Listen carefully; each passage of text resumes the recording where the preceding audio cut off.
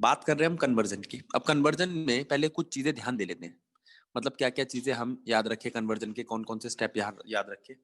तो एक तो ये देखो, नॉर्मल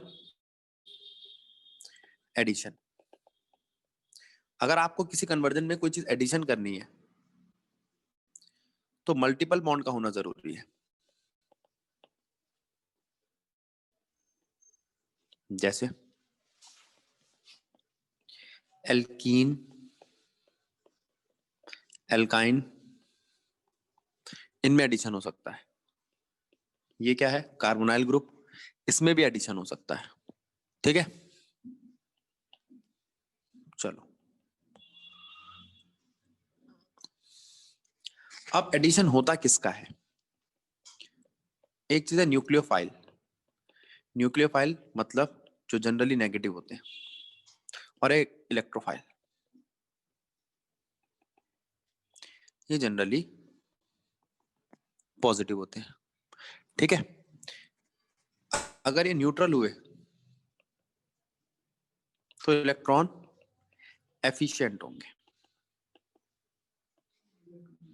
और अगर ये न्यूट्रल हुए तो इलेक्ट्रॉन डेफिशिएंट होंगे। बस इलेक्ट्रोफाइल, न्यूक्लियोफाइल, इलेक्ट्रॉन एफिशिएंट और डेफिशिएंट की बात हो गई। अच्छा, अब बारी आती है सब्स्टिट्यूशन की।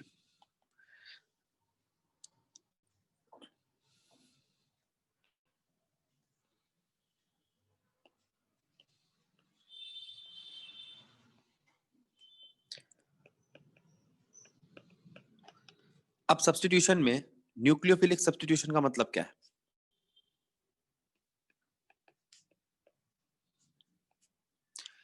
किसी न्यूक्लियोफाइल को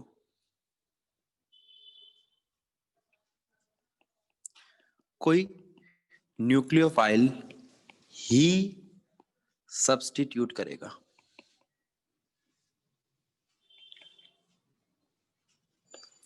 किसी न्यूक्लियोफाइल को कोई न्यूक्लियोफाइल ही सब्स्टिट्यूट करेगा। अच्छा जी, देखो कैसे। जैसे मैंने आपको कहा ये RX है, इसको किसी न्यूक्लियोफाइल के साथ रिएक्ट कराओ और सब्स्टिट्यूशन दिखाओ, तो R न्यूक्लियोफाइल बन जाएगा। ठीक, X बाहर हो जाएगा। ठीक है, जैसे RX की रिएक्शन कराई। RX में अब मैं एक एग्जांपल ले रहा हूं, CH3Cl, और इसको मैं OH माइनस से रिप्लेस करवा रहा हूं। ठीक है, अब बच्चे कहते हैं भैया कि OH माइनस ही होगा। भाई जाहिर सी बात है, न्यूक्लियोफाइल है तो अकेला तो होगा नहीं, इसके साथ कोई इलेक्ट्रोफाइल बैठा होगा जैसे Na+।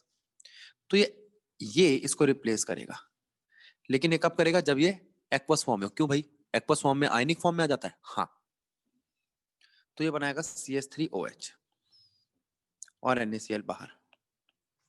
ठीक है, दूसरी रिएक्शन, अगर फिर मैं CH3Cl लूं और रिएक्शन कराऊं KOH से, तो भी यही होगा, एक्वस होना चाहिए। अच्छा, किसी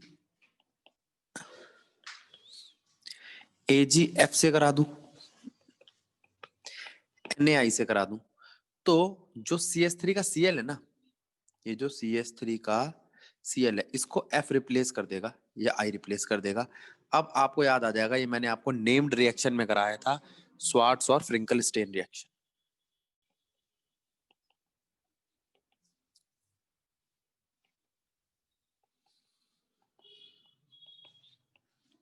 तो है तो ये एक सब्स्टिट्यूशन ही। कोई दिक्कत, सब्स्टिट्यूशन रिएक्शन समझ में आई। न्यूक्लियोफाइल को हटा के कोई न्यूक्लियोफाइल आ रहा है। अब जरा इसको देखो,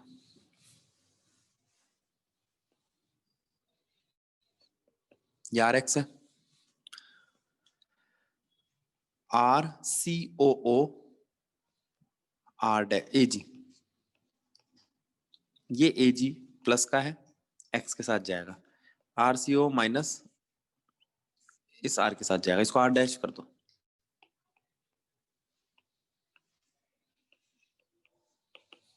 हो गया न्यूक्लियोफाइल सब्स्टिट्यूट। और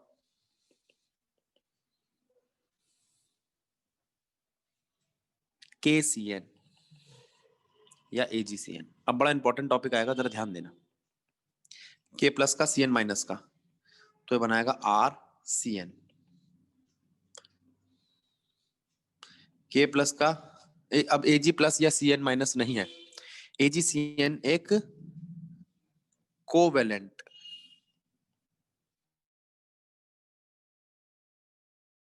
कंपाउंड है, और अगर कंपाउंड कोवेलेंट है तो वो इस लोन पेयर से अटैच करेगा अपने आप को R और बनाएगा आइसोनाइट्राइल। ऊपर क्या बनाया, नीचे बनाया आइसोनाइट्राइल और आइसोनाइट्राइल। ठीक है, अब ये नाइट्राइल और आइसोनाइट्राइल जो बने हैं, इसमें चीज क्या याद रखनी है, आपको बताना है KCN जो था वो पहले से आयनिक था, तो उसके पास अवेलेबल था CN माइनस। अब वो C से जुड़े या N से जुड़े, दोनों जगह से जुड़ सकता है, क्योंकि CN एक एम्बिडेंट है, CN माइनस एक एम्बिडेंट आयन है, वो दोनों जगहों से जुड़ सकता है। तो वो C से जुड़ना ज्यादा प्रेफर करेगा, क्योंकि उसको फायदा है, क्यों, कार्बन कार्बन बॉन्ड स्ट्रांग होता है। लेकिन यहाँ पर मजबूरियों से नाइट्रोजन से ही जुड़ना पड़ेगा, इसलिए आइसोनाइट्राइल बनाया। दूसरी बात, एक और खास बात, कन्वर्जन के लिहाज से यहां मिला है 1 मोर कार्बन एटम, तो यहां पर अपग्रेड हुआ है, इस रिएक्शन में अपग्रेडेशन हुई है, याद रहेगा। अच्छा, ये बात समझ में आई। अच्छा, अब मैं आपसे कहूं, क्या किसी रिएक्शन में डिग्रेड भी होता है? हाँ, हॉफमान ब्रोमाइड डिग्रेडेशन, हॉफमान ब्रोमाइड डिग्रेडेशन, इसमें डिग्रेड होता है। कैसे डिग्रेड होता है, देखो, RCONH2 को रिएक्ट कराते हैं हम ब्रोमीन और NaOH के साथ, और Na2CO3 बाहर हो जाता है, तो जितने भी यहाँ कार्बन थे ना, उससे एक कम मिलता है, ये CO चला जाता है, ये CO ना Na2CO3 बना के बाहर हो जाता है।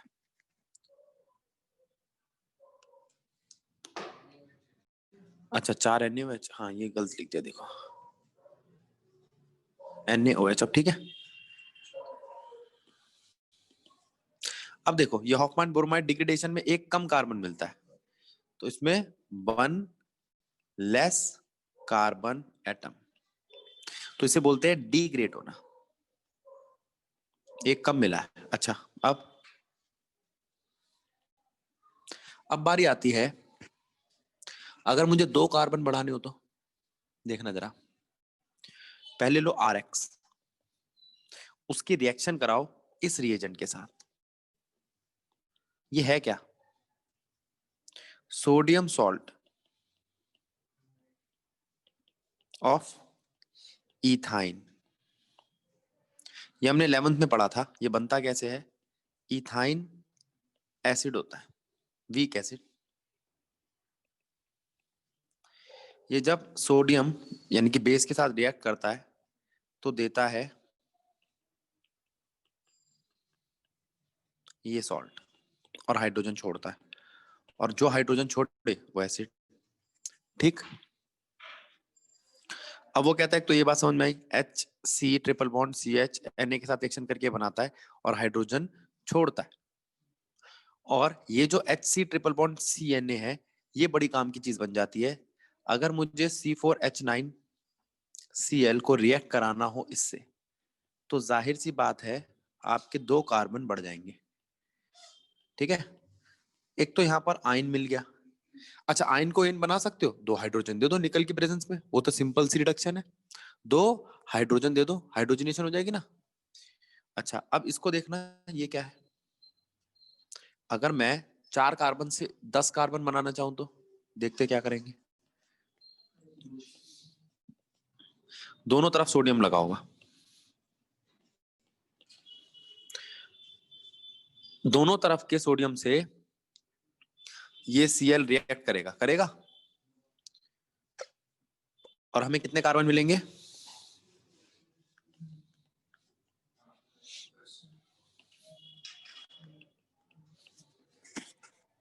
आसान है,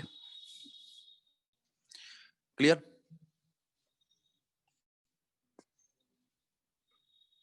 अब जरा इधर देखो, अगर कोई पूछ ही ले तो कि एल्काइन से एल्केन बनाओ तो क्या करोगे?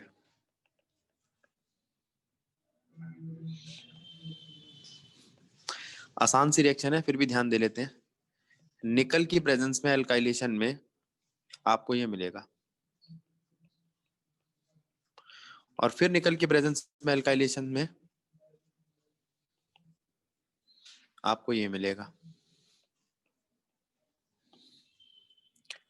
एल्काइन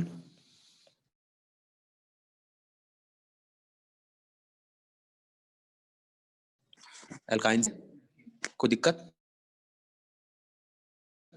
अच्छा, अभी तो हमने देखा कि एल्काइन से एल्केन कैसे बनता है, लेकिन अगर इसका उल्टा बनवाने को आ जाए तो बहुत सारी बातें आएंगी। उसके लिए मैं दिखाऊं पहले, ठीक है?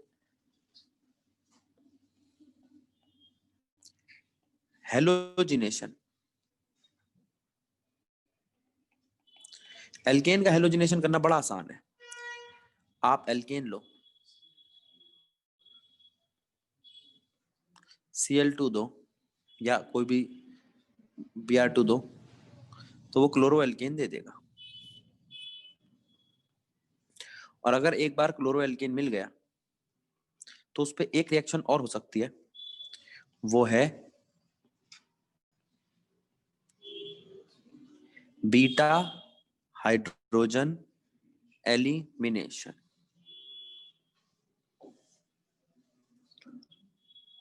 यह है अल्फा, यह है बीटा, बीटा हाइड्रोजन एलिमिनेट करना है।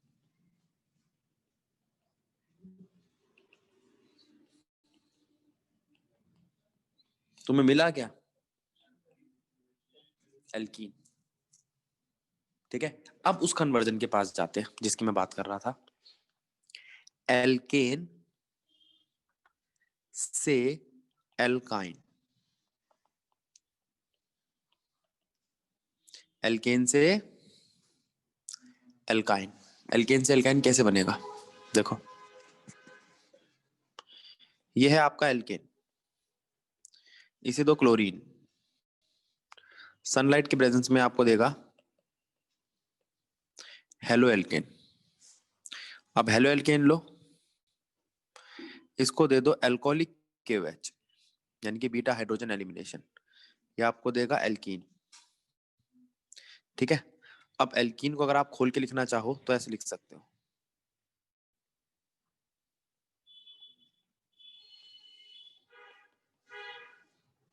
अब इसको दो आप, दो Br, एक इधर लगेगा, एक इधर लगेगा,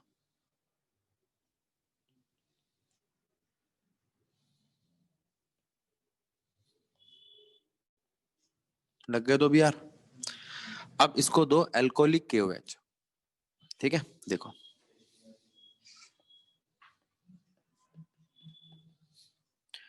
तो ये बनेगा। याद रखना इसने कौन सा H उठाया है? बीटा हाइड्रोजन उठाया है। और ये कौन सा बीटा हाइड्रोजन है? सेकेंडरी। प्राइमरी बीटा अच्छा नहीं है? नहीं, प्राइमरी बीटा ये देखो, इसके लिए ये वाला है प्राइमरी बीटा।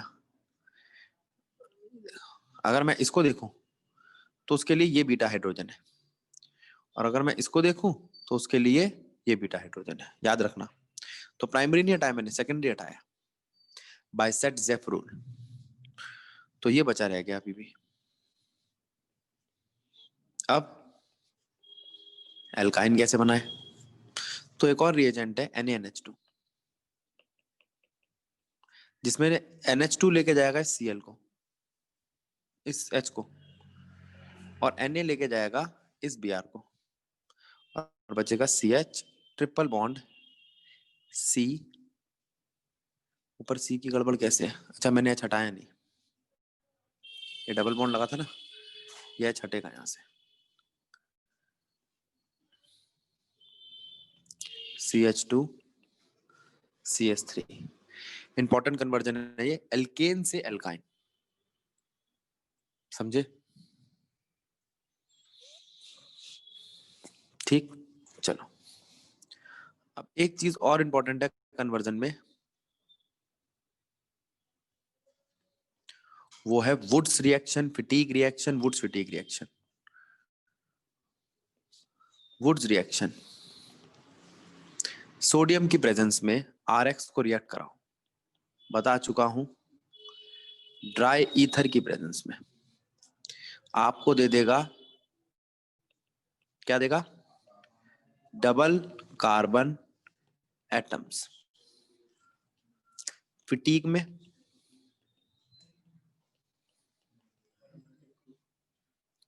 में बेंजीन आ जाएगा,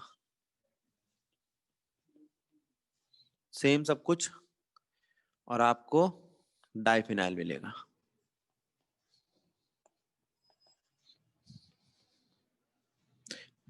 बेंजीन से डाइफिनाइल, ठीक है। और वुड्स फिटीग,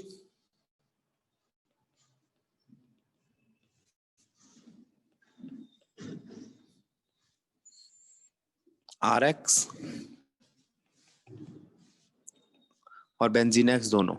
तो ये बहुत अच्छी कन्वर्जन है, क्योंकि इसमें आपको ड्राई ईथर की प्रेजेंस में बेंजीन के ऊपर कितने भी एल्केन लगाने को मिल रहे हैं, एल्काइल बेंजीन। इसका एक और तरीका क्या है? फिडल क्राफ्ट रिएक्शन, एल्काइलेशन, ठीक है। चलो अब बारी आती है इसके बाद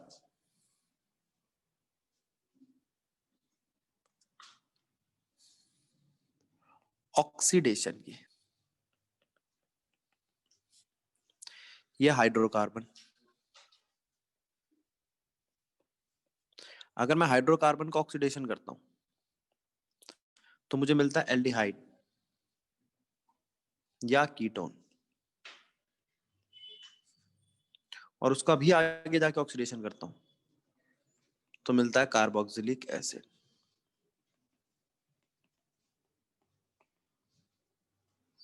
और अगर मैं हाइड्रोकार्बन का ऑक्सीडेशन पार्शियल करता हूं तो मिलता है अल्कोहल।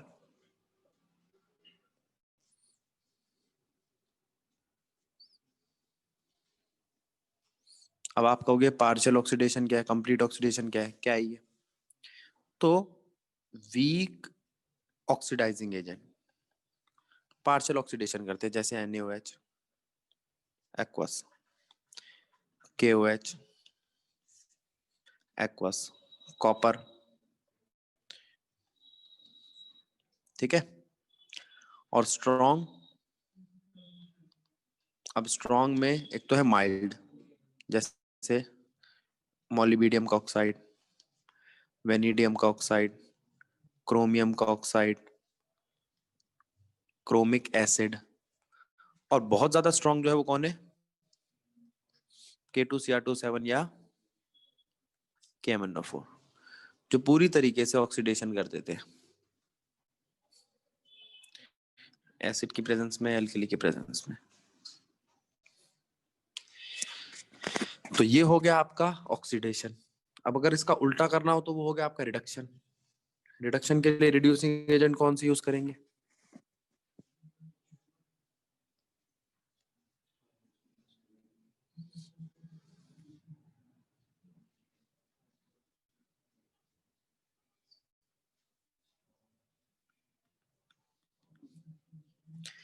रिडक्शन बिल्कुल उल्टा है, कार्बोक्सिलिक एसिड से एल्डिहाइड या कीटोन, एल्डिहाइड कीटोन से सीधा हाइड्रोकार्बन, ठीक है।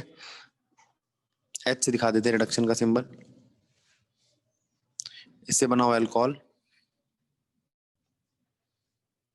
Partial reduction.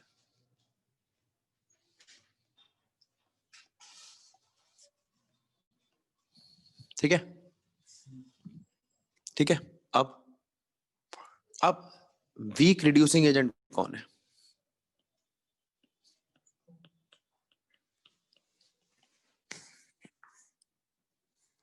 Week reducing agent आप ले सकते हो H2, ठीक है। Strong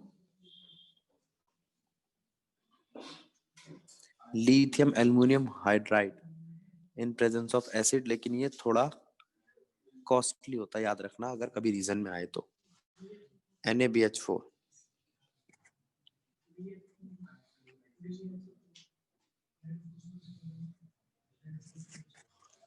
H2 in presence of red phosphorus, हाँ ये भी यूज होता है, ठीक है। ये हमने बायोमोलिक्यूल में देखा था, ग्लूकोज को सीधा नॉर्मल हेक्सेन बना देता है ना, तो वो भी रिडक्शन है।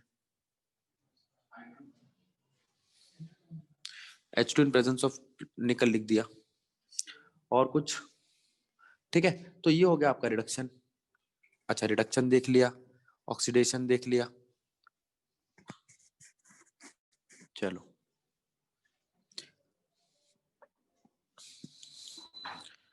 कन्वर्जन के लिहाज से ये भी बड़ा इंपॉर्टेंट है। अगर आपको RX से अमाइन ग्रुप में घुसना हो तो आप उसको NH3 के साथ रिएक्ट करा दीजिए, वो आपको RNH2 देगा, और फिर दोबारा RX से कराओगे तो वो आपको RNHR देगा, यानी कि सेकेंडरी अमाइन, यहां देगा प्राइमरी अमाइन। और अगर उसका और आगे रिडक्शन कराते हो तो देगा टर्शियरी अमाइन।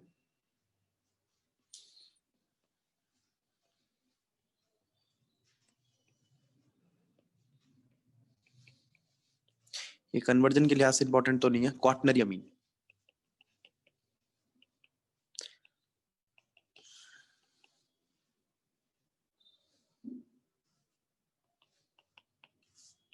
ठीक है, सॉल्ट है। अब ये हो गया अमाइन ग्रुप का।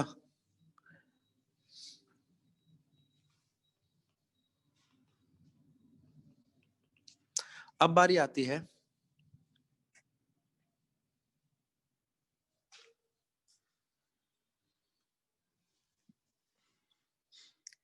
रिंग सब्स्टिट्यूशन की।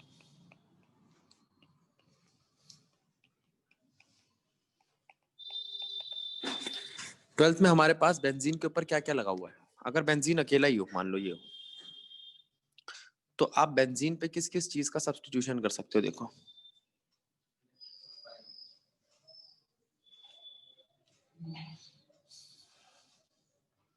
बेंजीन खुद न्यूक्लियोफाइल है, तो उस पर एडिशन होता है इलेक्ट्रोफाइल का, ठीक है। और वो किस किस चीज का एडिशन हो सकता है वो देखो। हेलोजन का हो सकता है, एनहाइड्रस AlCl3 के प्रेजेंस में।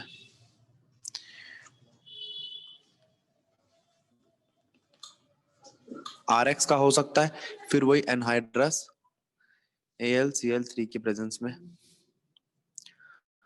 RCOX का हो सकता है, एनहाइड्रस AlCl3 के प्रेजेंस में, ठीक है। HNO3 का हो सकता है H2SO4 की प्रेजेंस में, और H2SO4 का हो सकता है ओलियम की प्रेजेंस में, ठीक है। अब आपको क्या ध्यान रखना है, ये जो RX था ना, ये KX था।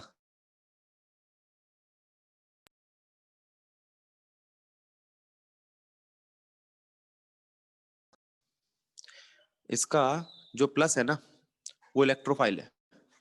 इलेक्ट्रोफाइल जाके अटैक करेगा बेंजीन पे, और जो यहाँ बैठा हुआ H है, यहाँ एक H है, हर जगह H होता है, वो हट जाएगा, वो जाएगा किसके साथ, इसके साथ, ठीक है। अच्छा, ऐसे यहाँ इसको तोड़ना, R प्लस X माइनस, तो R प्लस जहां बैठ जाएगा और HX बाहर होगा।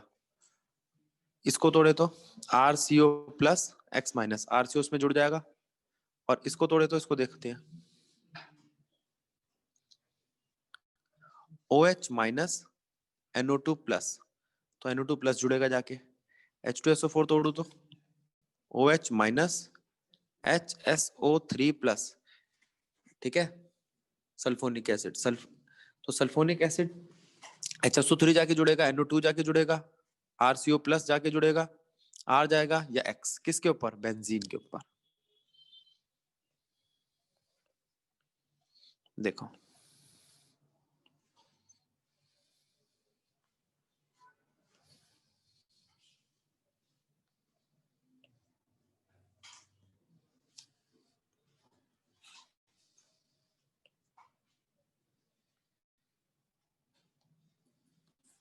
देखो, यहां बेंजीन पे लगा X, यहां R, COR, NO2, HSO3, तो अब ध्यान क्या रखना है, यहां आपको मिला हेलो बेंजीन,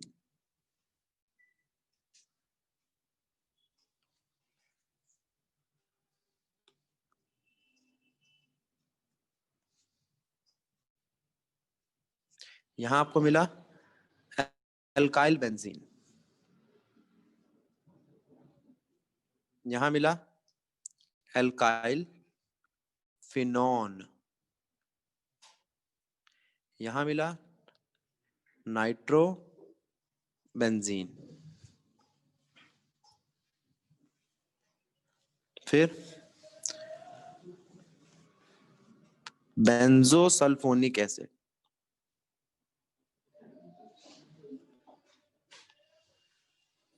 ठीक है। अब मैं आपसे बात कर रहा हूं रेजोनेंस की, तो रेजोनेंस का यहाँ पे क्या काम है, हमने ना दो इफेक्ट देखे थे, प्लस आर इफेक्ट और माइनस आर इफेक्ट, उसमें ध्यान क्या रखना है, मान लो ये बेंजीन है, इसके ऊपर हेलोजन है या OCH3 है, अब ये भी है आपके पास, जो 11 चैप्टर आता है उसमें ROR ग्रुप है, ठीक है, या OH है,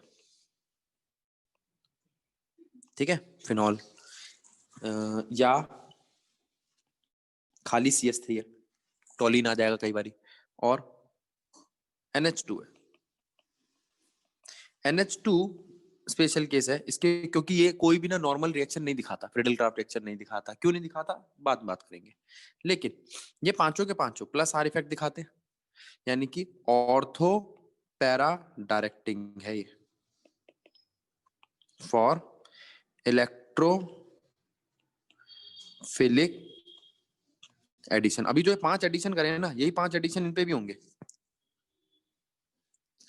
लेकिन ऑर्थो और पैरा पे। अगर मैं माइनस आर इफेक्ट बोलूं तो, यानी कि बेंजीन के ऊपर लगा दूं ऐसी चीजें जिनके पास मल्टीपल बॉन्ड हो, COOH, NO2, CN, carbonyl group यानी कि एल्डिहाइड और कीटोन में से कोई भी, तो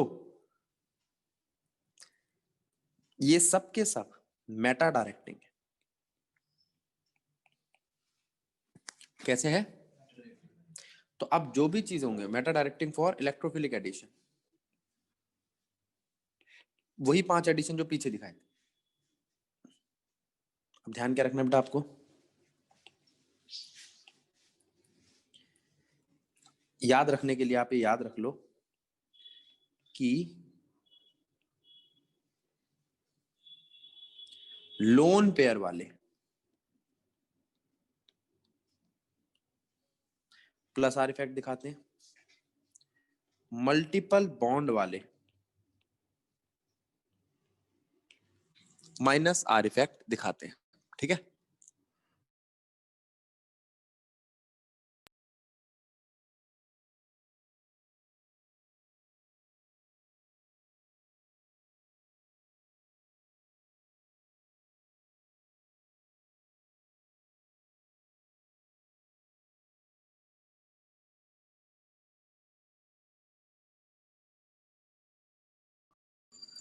बेटा लास्ट क्लास में ये RMJX वाला टॉपिक कर रहे थे, तो हम यहां तक पहुंच गए थे। देखो RMJX को पानी के साथ रिएक्शन कराया, CN के साथ रिएक्शन कराया तो बना आपका RR, C double bond NMgX।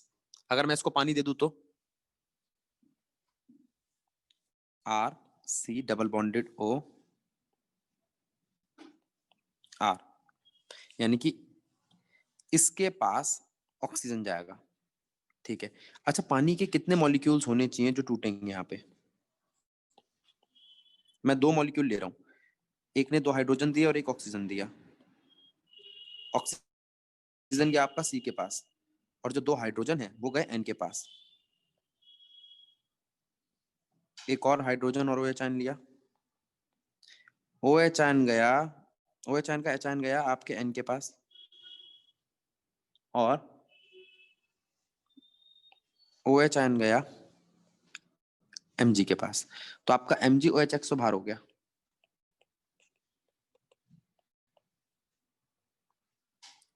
और NH3 बाहर हो गया।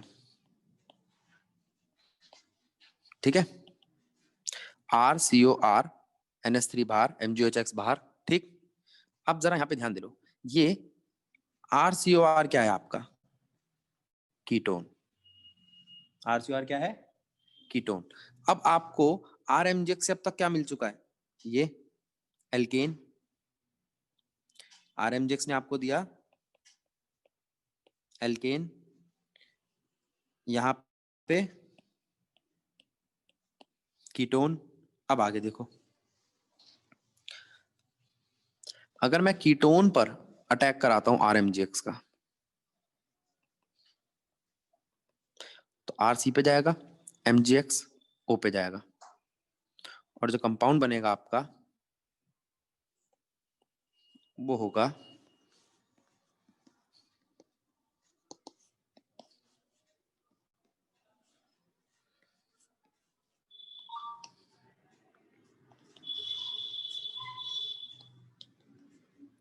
इसको पानी दे दो, H आयन गया O के पास और OH आयन गया MgX के पास। ठीक है, तो ये आपको मिले अल्कोहल। देखते हैं कैसे। अगर फॉर्मएल्डिहाइड हो तो प्राइमरी अल्कोहल,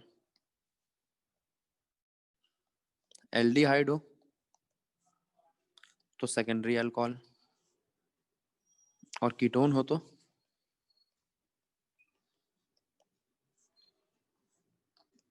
टर्शियरी अल्कोहल। ठीक है, तो अल्कोहल वाला समझ में आ गया। अब अगर मुझे कार्बोक्सिलिक एसिड बनाना हो तो CO2 को RMgX के साथ रिएक्ट करा दो। ये पीछे तो नहीं कराया मैंने, देखना एक बारी। नहीं, CO2 को RMgX के साथ रिएक्ट करा दो तो R, फिर वही R नेगेटिव है, C के पास जाएगा, MgX O के पास जाएगा, आपका बनेगा C double bonded O OMgX R। ठीक है, और अगर मैं इसको पानी दे दूं तो R C double bonded O OH MgOHX बाहर।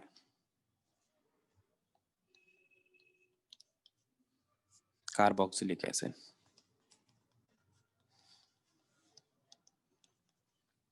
ठीक, अब देखो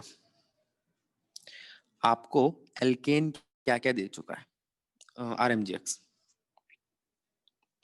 RMgX दे चुका है एल्केन, कार्बोनाइल ग्रुप,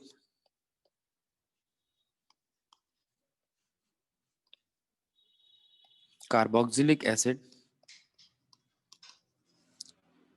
आप ये भी कह सकते हो कि इन सब चीजों के लिए जो हमने चीजें यूज करी हैं, जैसे कार्बोनाइल ग्रुप को RMgX दो तो भी आपको वो दे देता है अल्कोहल, RMgX की मदद से। ठीक है, नाइट्राइल से भी आ सकता है आपका, तो आप नाइट्राइल भी ले सकते हो यहाँ पे, कि हमने अभी नाइट्राइल से बनाया था कार्बोनाइल, फिर कार्बोनाइल से अल्कोहल। तो काफी सारी कन्वर्जन हो गई है यहाँ पे। और दूसरी बड़ी बात, एक और इंपॉर्टेंट बात, कि हम RMGX का यूज करते हैं, RMGX number of carbon atom increase करने में यूज होता है। RMGX number of carbon atom increase करने में यूज होता है। कोई दिक्कत? अच्छा, और कन्वर्जन बताई दी मैंने कौन कौन सी होती है इसकी। तो ये दो चीजें आप दिमाग में रखेंगे तो आपको पता चल जाएगा RMGX बनाने में क्या काम आता है। अब बारी आती है एक और रिएजेंट की, उसका नाम है बेंजीन।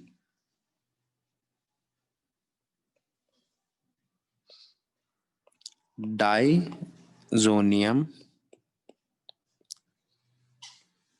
क्लोराइड, BDC बोल लो आप इसको।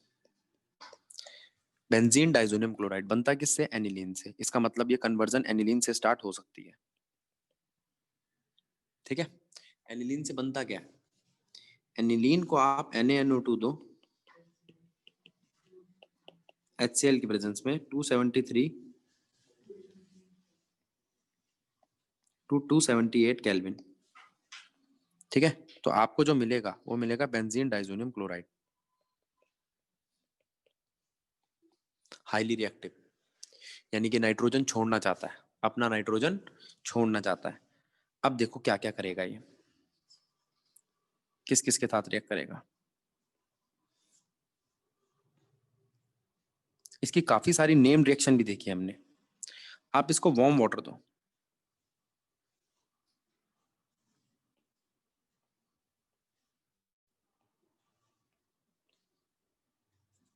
तो ये आपको दे देगा बेंजीन के ऊपर OH। ठीक है, आप इसको दो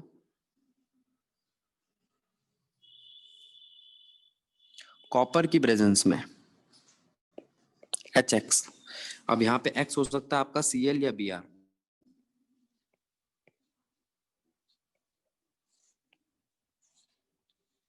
तो ये आपको क्या देगा? बेंजीन के ऊपर X,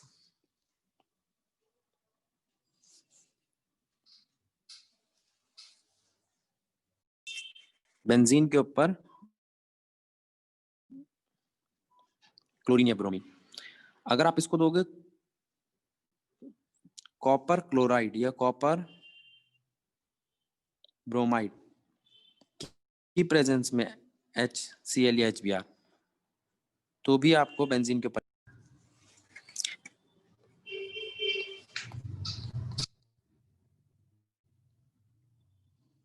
अगर आप इसको KI के साथ हीट करते हैं तो बेंजीन के ऊपर आयोडीन आएगा,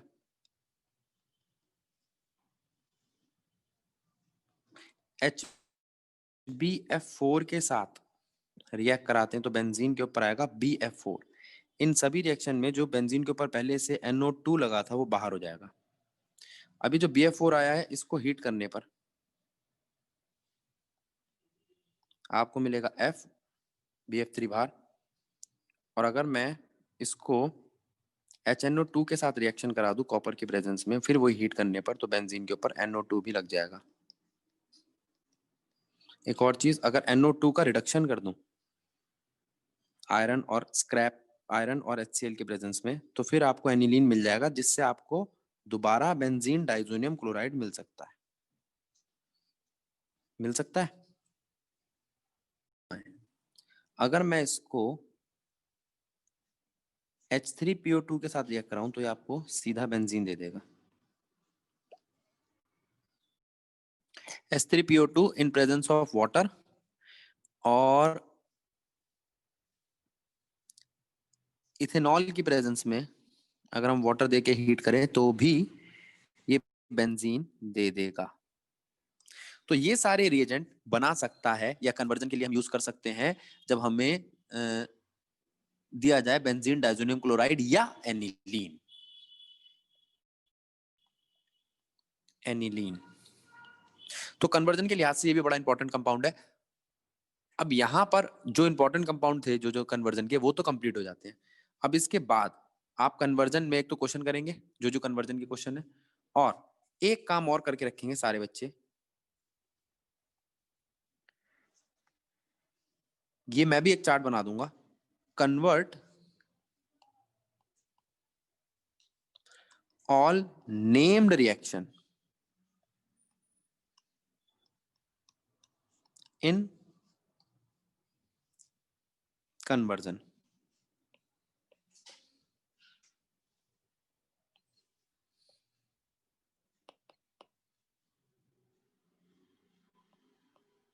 सारी नेम रिएक्शंस को कन्वर्ट करना है कन्वर्जन में, ठीक है। जैसे मान लो मैं एक एग्जांपल देता हूं, अगर आपको वुड्स रिएक्शन आती है करनी, तो उसकी कन्वर्जन भी आनी चाहिए।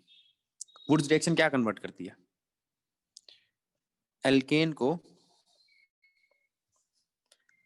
डबल एल्केन में, कार्बन नंबर डबल कर देती है, ठीक है। अच्छा, अगर आपसे कोई पूछे ईटार्ड रिएक्शन क्या करती है, ईटार्ड रिएक्शन की कौन सी कन्वर्जन है, तो ये आपकी कन्वर्जन बनेगी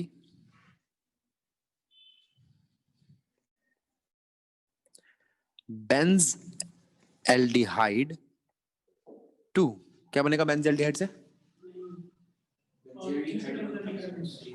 सॉरी, टॉलिन से बेंज एल्डिहाइड।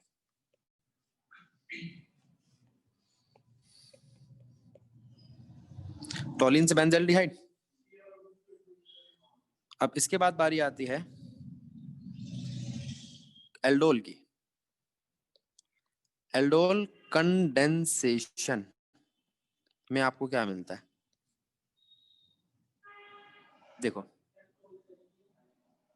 एल्डोल में आपके पास है एल्डिहाइड या कीटोन, और आपको क्या मिलता है? किसी नंबर पे हाइड्रोक्सी, एन हाइड्रोक्सी एल्डिहाइड या कीटोन, या एल्कीन एल्डिहाइड या कीटोन।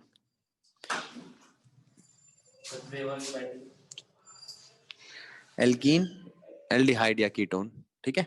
अब एल्कीन एल्डिहाइड या कीटोन बनाने के लिए आपको हीट करना पड़ेगा। क्या करना पड़ेगा? कंडेंसेशन करनी पड़ेगी। तो इस तरीके की रिएक्शंस आपको देखनी है। जैसे कैनिजारो की अगर कोई बात करे, तो कैनिजारो रिएक्शन में क्या कन्वर्जन होती है? आप फॉर्मएल्डिहाइड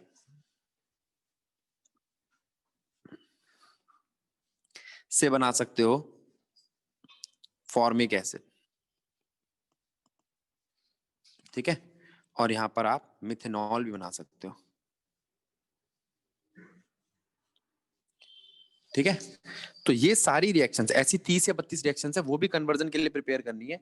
उसके बाद आपका होमवर्क है लेसन नंबर 10 की एक्सरसाइज के क्वेश्चन नंबर 11 हो चुका, 19 हो चुका। ऐसे 11th लेसन नंबर 11 में और 12 में आपके कन्वर्जन के क्वेश्चन है। लेसन नंबर 12 में कन्वर्जन का जो क्वेश्चन है वो है 13th में है 12.8 और 13.5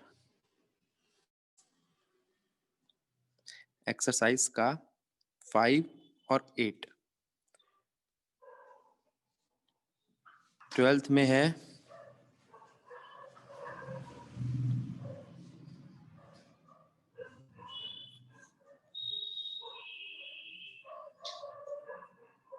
12.15 और 11th में है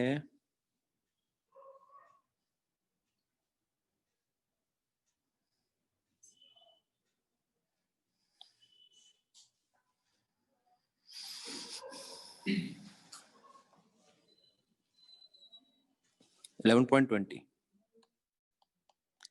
अब ये सारे कन्वर्जन